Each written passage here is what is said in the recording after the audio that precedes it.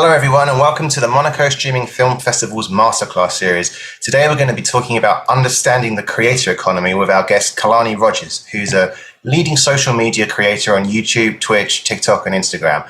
I'm Gavin Bridge, your host, the senior media analyst at Variety Intelligence platform. And yeah, we're here today just to talk about really the creator economy, which is just getting bigger and bigger and more important among younger consumers. So it's a good time to get to a great understanding of it. So Kalani, welcome. Can you give us a brief intro about yourself and how you got into this line of work? Yeah, of course. Okay, so, I make content all over social media platforms, Instagram, TikTok, YouTube. I upload on Twitter, and I also stream on YouTube and Twitch sometimes. I really just started making comedy skits, and people like them. I spread them to other platforms, and we're just growing every day. How would you say the growth is? Is it something that has just been picking up speed in the last couple of months? How would you define it?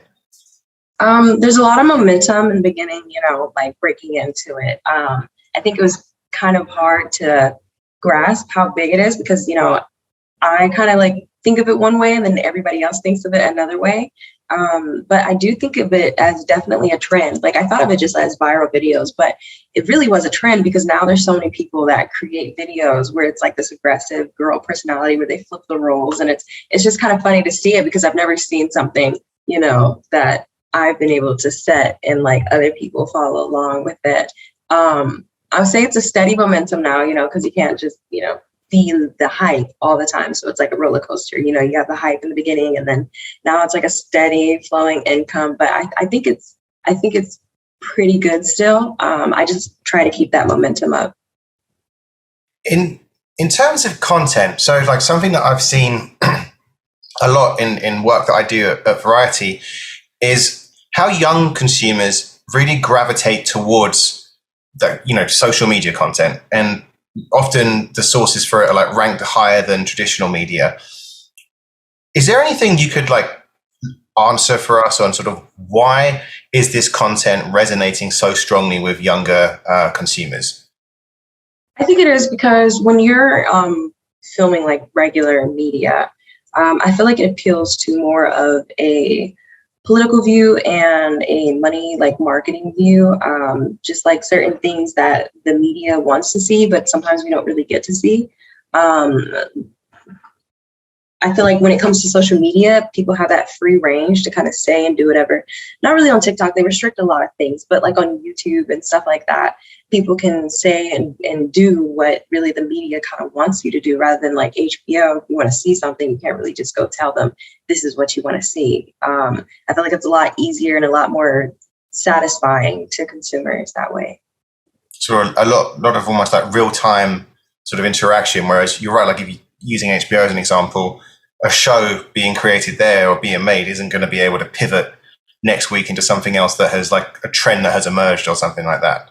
Mm-hmm. Yeah. And then you also want to keep people happy. Like people get upset over so many things. So especially when it's like a big brand, that a TV show that's trying to put out TV, they're not just going to put out things that just, it's just going to start a fire. Most of the time, that's what I don't see. I feel like I get that a lot from creators where they put out explicit things, just not like, provocative, but just what people think, So you mentioned, I guess, just like the sheer scale of this creator economy. How did you find it for sort of breaking in and emerging? Like what got you your break? It's actually kind of funny because at first, like I've always wanted to do comedy. If I was ever to get into social media, it was going to be comedy. I kind of just had like a laid back, very chill profile, like just posting like cute videos and stuff like that of me. And then when I finally started to take it serious, I always knew how I was going to do it. And it was just going to be like a play on like reality. I actually uploaded like 2 videos that went viral, and they were a little bit more realistic than the audience could handle. Because like even my skits, sometimes people take them real. So like the first 2 videos I did was just like my friend, the guy that I do videos with. It was like of him cheating on me and we caught him at a basketball game. And everybody thought it was so real. Like they were like the audience was going crazy. It was a lot of, I don't want to say negative things, but a lot of men were like, oh, well, you just look embarrassed. And then, all the women were like, girl, you shouldn't have done that. Someone was supporting, but it was mostly, it was supposed to be funny, rather than anything. So I was like, okay, I'm gonna turn it down a little bit, because I realized the audience, like, people, I always understood that people can't really take, sometimes just like jokes like that. But I was like, I have to water it down a little bit. So I watered it down a little bit. And then that's where the very obvious and playful skits came across. And then I just kept continuing those. How do you, I guess, come up with your skits? Is there like, do they just come to you? Is there a process that you work on to sort of design these? Yeah. So if I think about something and I think it's a really good idea, I'll write it down. Like, I have a notes to where like I have like a long list of things that I think about. For the most part, sometimes they're just improv. Like, we meet up with people, and it's kind of hard to film with people or collab with them, because a lot of them kind of like need help. Like my stuff is scripted in a way, but when we, film it, and we just kind of do it all within the moment, like sometimes like I probably can count on one hand how many times we ever just like wrote something out. But for the most part, it's usually just like improv with like an idea. So I just try to write them down, or I just think of them on the spot. And that's often, apparently you have your finger on the pulse, right? Given that you've been trending up and up. You have obviously accounts on all the different social platforms. Which would you say are most effective for growing an audience, or do they all sort of have their own strengths? I think TikTok is probably one of the most effective ones, just because I guess the outreach is so much quicker and easier than like subscribing on YouTube or being on Instagram or even Twitter. I mainly think it's just how platforms operate, like ones with pictures, ones with text, one's mainly videos. And, the one that's mainly videos, like all videos, I think they're incorporating like pictures and stuff now, but it still plays like a video, is TikTok. And that's why it's so like, I guess it has a very fast paced outreach. Like, people respect, I guess, TikTok numbers, like when it comes to like followers and such, but it doesn't translate as well. So that's why if you are on TikTok, you can grow there, but definitely do not stay there, because TikTok, when it comes to its community, it doesn't really help out like the creators as much. Like, there's many creators I've known that kind of just fall off, like it bans them, or like they personally, like TikTok does something to the creator to not help them. But YouTube is very like, they're very supportive. They help out, they reach out, their support team is great. And Twitter has helped as well. Like, Instagram helps. Like, they might be slow, but it's never like rare. TikTok is very rare. Is there anything like difference between how each platform treats you, other than perhaps like what you mentioned, just like TikTok not necessarily being the friendliest, but like, how do they work differently with you depending on each platform? So I feel like TikTok is probably, it's not that supportive when it comes to creators or just anyone really. When it comes to YouTube, I feel like they're probably my number one, like, top support. Like, I'm able to reach out to them and get help from them. Like, having an advisor specifically to help me, they have the resources for that. Instagram is kind of like, I haven't had issues with Instagram for them to even kind of like be needed. Nor have I had like issues with YouTube. It's more like they help just growing individually. Instagram has like a way of helping creators grow, but it's just broadcasted and they give the same information out to everyone. YouTube gives like information out to everyone, but specifically to creators, they help us a little bit more. And then when it comes to the other platforms, I'm not really like super involved with Twitter. Twitter's just like my outreach platform. Like, I think I follow like 5 people on there. And then when it comes to Twitch, they're new as well. So that's an interesting point bringing up Twitch, because it's obviously a very different type of content, with it just being live stream. Do you interact differently with different audiences based upon the platform? Yeah. So when it comes to like Instagram, I feel like your top three are always going to be Instagram, Twitter, and TikTok. If you're, popping on Twitch, that's one thing. But for the most part, like regular person, it's going to be those top three. Instagram, I think of it as like Instagram being your brand. Like that's kind of like what people see when they look at you and stuff. So I try to keep it like I upload skits on there, but I only upload the ones that I feel like I really, really like creating. Sorry. Ooh, wait, kitty. I might have to put him in the bathroom. He keeps knocking things over. Let me just grab this really quickly so it doesn't make a lot of noise. Great. Okay. But yeah, so Instagram is really going to be like your branding platform. Like that's the one where you can upload pictures of yourself and you can also upload content so people recognize you and stuff. But I mainly keep all my reels in like the reels page. And then I leave some on my page as well, just kind of like as a show and tell. But for the most part, when it comes to Instagram, that's like kind of that's what you want to be your most powerful platform, because I feel like your fans that's like the most interactions that you're going to have. Like when it comes to powerful fans, like you can have a lot of interactions on TikTok, but I don't feel like they're as powerful as Instagram. Did I answer your question correctly? Yes, no, that was really interesting. Actually, I was hooked by it because it's really cool to sort of hear the differences. It made me think of another question for you, which was two parts. One is, do you have to create specific content for each platform, or is it a case of you can just like whatever you create, you can kind of share across most of them? Yes and no. So TikTok is a very like the audience is very nice. Like they're very open and they like creative, corny things. Like it's literally not for like 12-year-olds, like or 12 and up. So when it comes to TikTok, I really just post whatever on there. Like if it's like super corny, like I have like videos that I post that are like goofy, and then some are like more comedic than others. Some are just like filler videos just so I have something to post while I'm brainstorming for the bigger ones. And so when it comes to TikTok, I feel like you're able to post like just anything and like people will kind of like it, or I mean, you want to put out very powerful content, but you have much more free room to do that on TikTok. When it comes to Instagram, it's very, I don't want to say it's tricky, but once you have an audience, it's really about engaging them and having an impact when you first upload, not just like your first video, but like just when you upload in general. You want to have like that impact on people.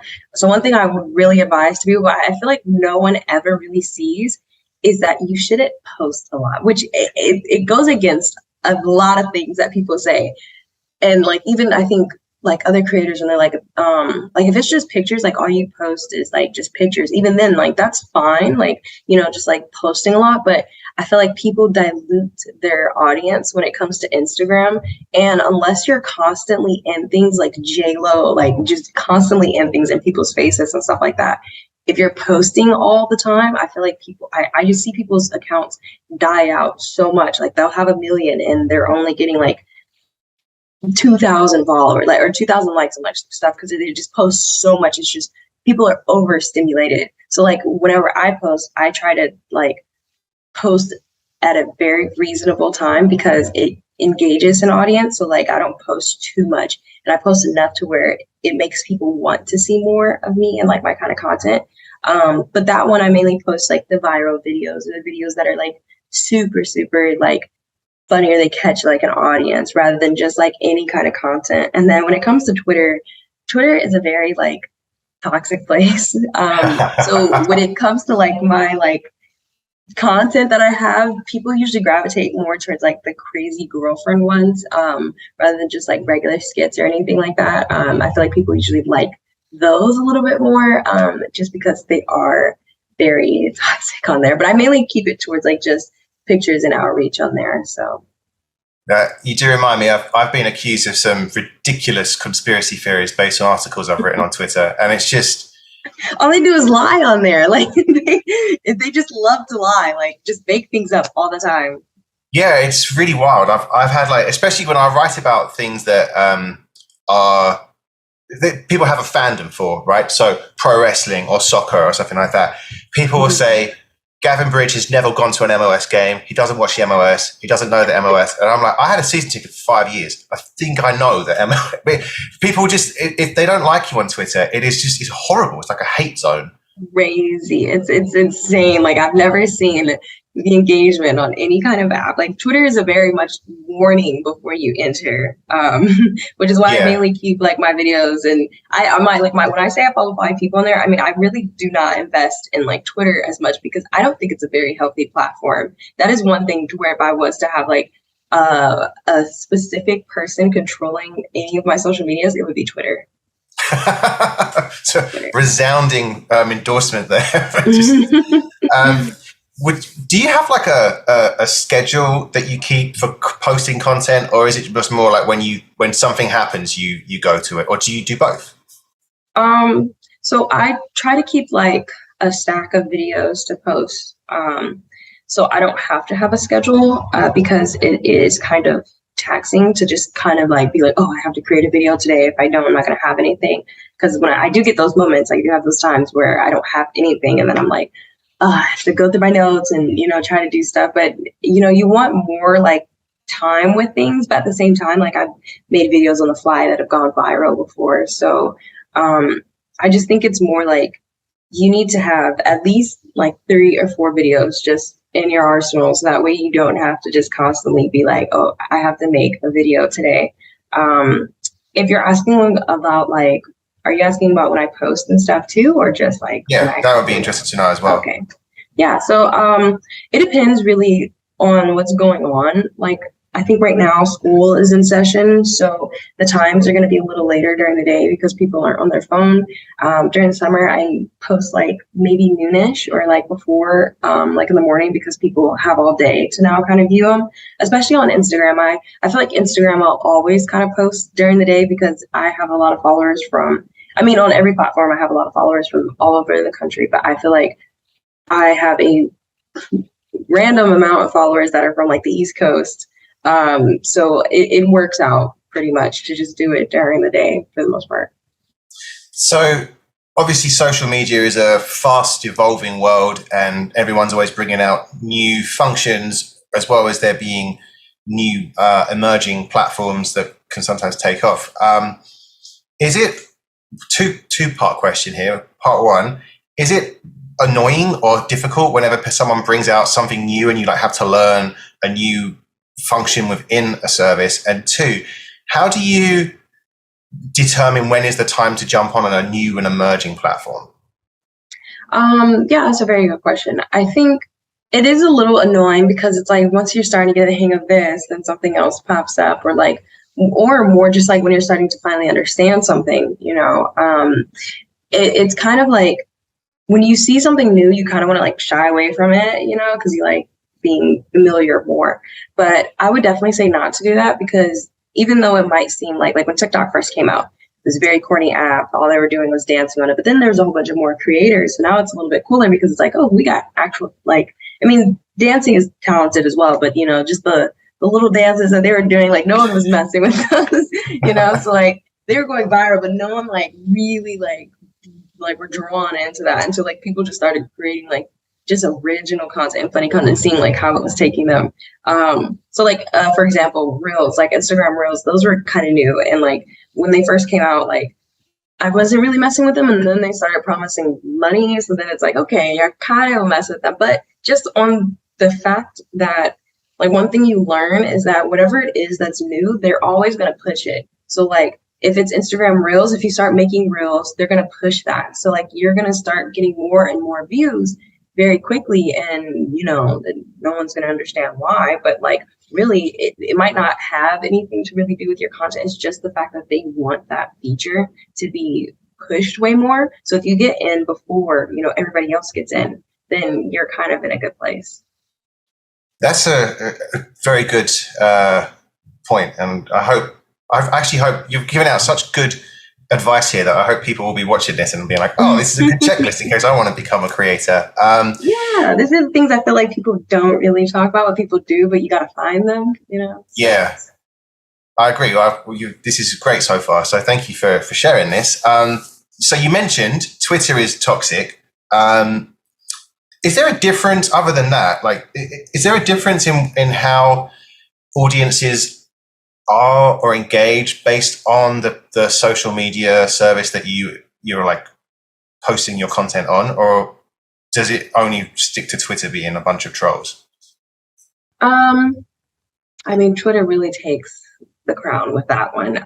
So there's not another social media app that I think is just crazy like that. Like that's very popular. I'm pretty sure if I asked somebody about like Reddit or something, they'd say Reddit wasn't that good of a place, but not everybody's on Reddit. We just find that app for the most part when we're in search of something that Google doesn't have the answers for. But I think Twitter definitely takes the top hold. There are trolls on other like social medias, not really Instagram. I feel like people once again, Instagram is like your brand. Like people don't really troll on there as much because it's like when you go to your profile, like that's you. Like people are gonna know that's you. Except for the fake accounts and stuff like that. There are those kind of trolls, and then on TikTok, there are those kind of trolls as well. I feel like the kind of trolls though that are on TikTok, they're kind of easy to avoid, and they're also like kind of not. Like some people post things, and I feel like they are funny in a nature, and they don't really know that they're posting them, so it'll kind of like bring out those trolls. Like when you see that original content, that like it looks very like it's very abnormal for us, so we're gonna like see it in a certain way. It might not be abnormal for those people, but like that's how like memes are made. It's because they post things thinking like it's normal inside. So like it's just it sounds bad saying that, but it's just funny because those are when the trolls come out and they're like, oh, I ran straight to the comments to see like what's going on, and that's when people start like clowning. But people do it in like it's more comedic. When it comes to Twitter, people just be hating to hate. Like, so when it comes to TikTok, they're mainly funny jokes that people like make, like fun of, like make light of, but Twitter is just straight like hate sometimes. So you did just remind me, I saw a video the other day of some teacher who tried to do a trick or stunt in the class and ended up flipping the table and landed on his back. And then the reason I'm saying this, there was this amazing, it was really mean, but also hilarious comment about one of these people who went up to help him. The kid looked like a Scooby-Doo villain. And it was just like one of those, it's really mean, but also really funny. Yeah. What was that on TikTok or Twitter? No, that was on Twitter, of course. Oh, okay. The evilness. They have some good ones on there, but for the most part, like sometimes they're just like so. Like I remember I saw this picture of a teacher, and the teacher was going to a classroom or whatever, but it was like during the summer, and she was just picking up her stuff. So I guess she decided to take a picture. And they were just like going in on her about how she was dressing, which I don't feel like she would probably dress like that around kids. Hopefully not. But like everyone, no one has like information, and everyone's just going in on the information, which for the most part people normally do on any kind of platform. But Twitter takes the crown when they just randomly run with something, or they think they know everything on there, and they just it's crazy. Sometimes the jokes turn into more just like harassment than anything. Yeah. So. I've experienced that with wrestling. Yes. I mean, I don't even wrestle, obviously, but like I just write an article and just people just for days afterwards, I'm getting like just things popping off, and it's just nothing to do with it. So, other than that platform, do you engage your fans? And if you do, how do you engage with fans? So I have a Discord, and so like all my fans can join into that Discord, and I talk to them. I also do like different things content wise. I feel like that's where live streaming comes in. It helps build up your platform. If you're like a content creator, I think there is some way that you should have like an outreach to people, even if that's just you constantly replying to your comments. I don't really reply to my comments all the time. I try to get to them when I can, but when it comes to Discord and live streaming, like when I stream, they'll literally be able to talk to me one-on-one, so I can engage with them much faster. And it also, it's a good platform to be on with Twitch or YouTube Live. What would you say are the benefits of being a content creator? I mean, there's a ton of benefits, but I feel like the main one is, one, you don't have to work. Like, you do have to work. Like, it's funny because, everyone has like this 9 to 5 like concept, right? Like, oh, I don't want to have a 9 to 5 job, so I'm just going to work for myself, and then, I don't have to work, but then you end up working 24/7. So, it's like, it's kind of like a double-edged sword, but one of the things is, at least you can have free range to do what you like. I feel like the opportunities are endless, because I also do acting and modeling. So I can upload any kind of things that I want. If I can't, like, let's say I never got a gig for acting, I can just create my own like movie scenario and stuff like that. I think collabing with people is really cool, like meeting people that you've always like admired or wanted to work with. And then I'd probably have to say the money as well. Like, the money's really good. I feel like when people realize that like hard work doesn't really equate to money, because it does, but not in the labor form. Like sometimes I see a lot of comments where they're like, oh, you just make videos, make content. Sometimes making content's kind of hard, And so like, I don't really think that, like, after getting into that and seeing like the kind of money that's in social media and just like in marketing, if you look at it from a marketing aspect, like there's a lot of money in it that way. That's a good segue to the next question, actually, which was about like sponsorships and ambassadorships. Do you find those opportunities, and like do people sort of reach out for certain things, and if so, like how do they almost like pick social media creators or content creators for their particular brands? Yeah. So there are a lot of like floozy people that kind of like slide into your email and, they're like, oh, we'll offer you. Like, I think the Coldest Water Bottle is like known for like just trying to lowball creators, like $10 for every TikTok video. And they'll give you like, they want you to make 7 of them, and then we'll throw in a water bottle, and they're pretty known for, being very bad to their creators.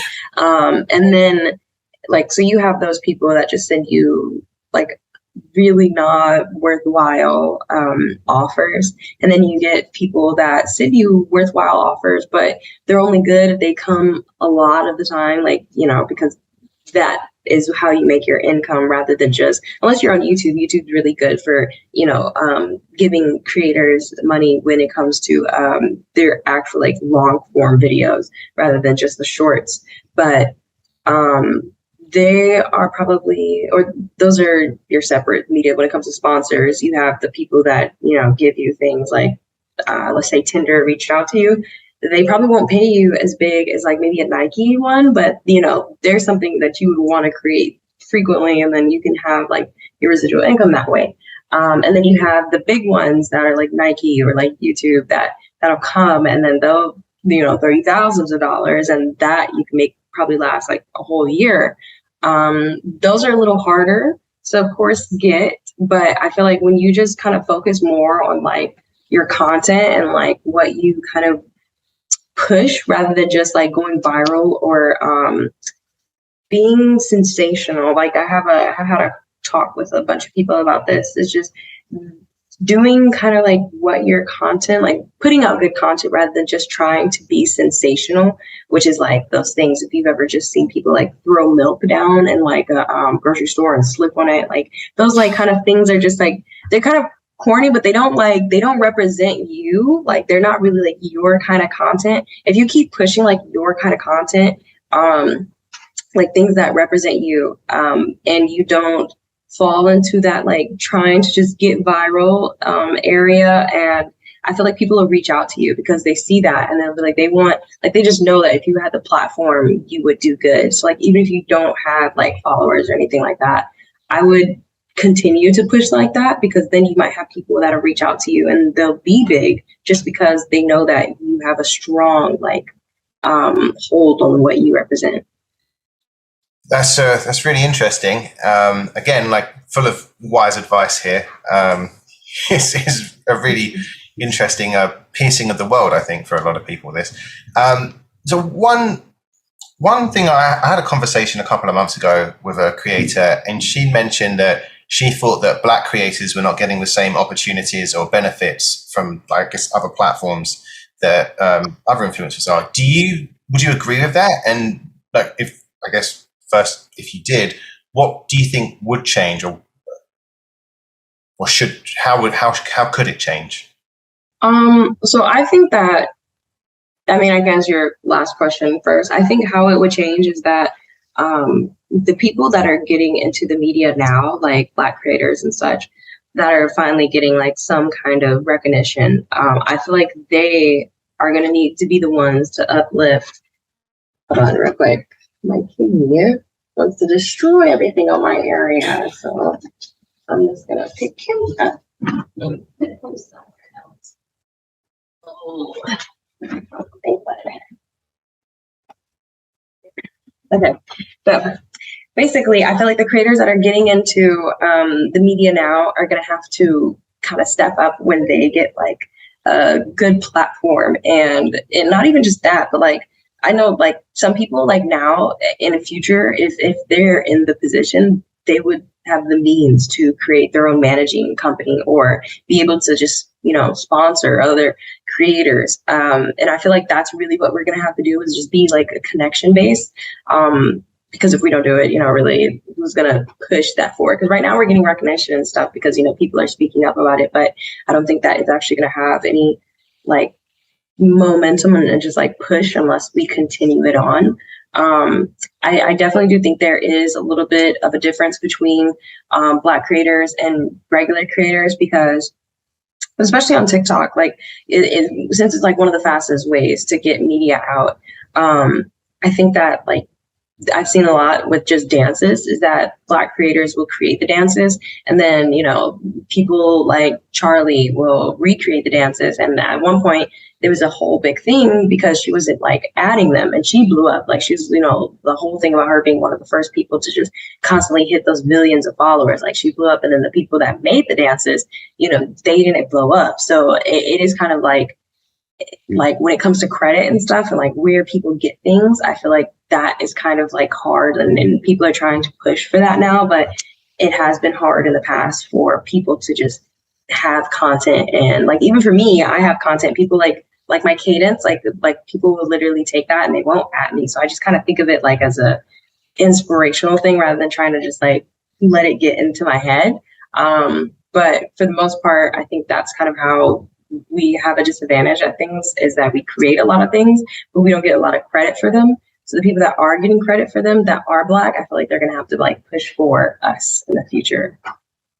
Well, yeah, it's something I've written about regards to free streaming services in general recently, and just you see the divide in that too. Like there's a real underserving of the Black community, even with like free streaming services versus other groups. So hopefully something that will get fixed soon, or at least will keep making people aware of it. And it's the first step. But you're right, because it feels like for a number of years now, people have spoken about this, and yet nothing ever seems to change. It's just like maybe in Black History Month, and then it kind of goes away for the rest of the year, and that would be a nice to see some progress made.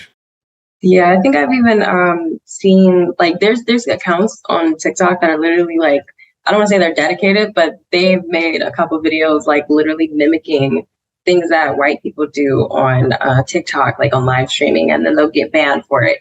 And so it's this very common rumor that TikTok is kind of like their algorithm somehow picks apart like Black people and like what we do and stuff like that. And then it bans us. And then they banned the Black Lives Matter hashtag like a while ago, and then they sent a whole apology for it. And there's just a lot of controversy in that area for sure. It's very interesting to hear that from I guess the creator's perspective. So thank you. I have a final question for you. What's next for you? What are your plans? Yeah, so I definitely plan to keep up with social media, but I feel like when it comes to acting and modeling, if that takes off, like that's really what I'm going to be doing more. I just got signed to this agency out in San Francisco for acting and modeling, so hopefully that helps. They're an agency that I've always wanted to be a part of. They're called Stars. They're pretty good, and I just got signed like within the last month. So fall's opening up. Thank you. Fall is opening up. And, that's really when like pilots and, seasons really start filming. So hopefully that might start something. I'm also I don't want to say I'm new, but I am also kind of like new within like the actual real acting world now that I have more resources. But I plan to do that and modeling. And then when it comes to social media, I'll still be keeping up with people, but that's probably where it's going to take off for me is there. And how can someone follow you? We should probably share your accounts. If someone's watching this and like, I'd like to see what she does, how can we find you? So I also have a link tree on my Instagram, so it has all my socials on there. But my link tree or my name on Instagram is just Kaylani Rogers, Kaylani_Rogers. So if you go to my website, then you'll see my Discord, my Twitter, my TikTok, all of that stuff. Perfect. Well, Kalani, thank you. That was a really, really interesting conversation. Hopefully we can touch base again in the future, because I feel like you, especially if something new emerges, you could easily be our sort of professor on this. But yes. That was wonderful. Thank you so much. I appreciate it. Thank you for having me.